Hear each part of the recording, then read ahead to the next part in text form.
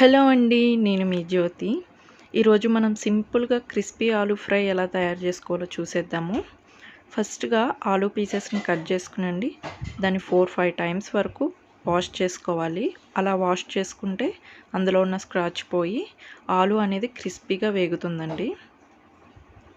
ఇప్పుడు ఆలూలోని వాటర్ అన్ని తీసేసి ఆలూ పీసెస్ని పక్కన పెట్టుకోవాలి. ఇప్పుడు ఒక పాన్ తీసుకునండి, కొద్దిగా ఆయిల్ వేసుకోండి.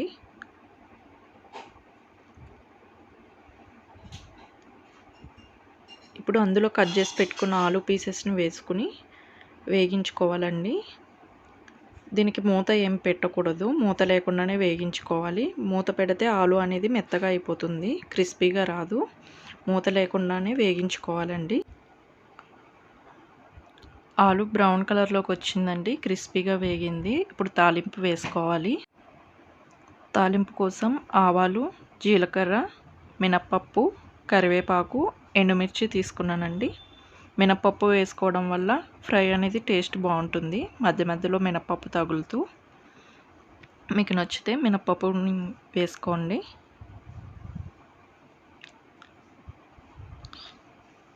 తాలింపు వేయించుకోవాలండి.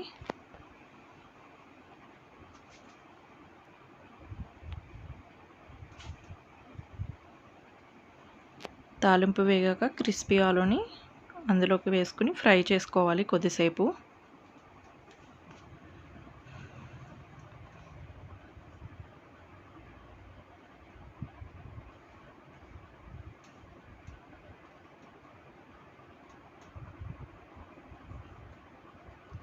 ఇప్పుడు అందులోకి పసుపు,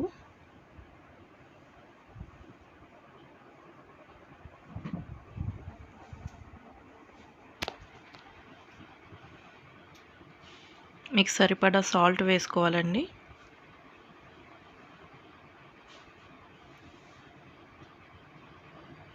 కొద్దిసేపు ఫ్రై చేసుకోవాలి.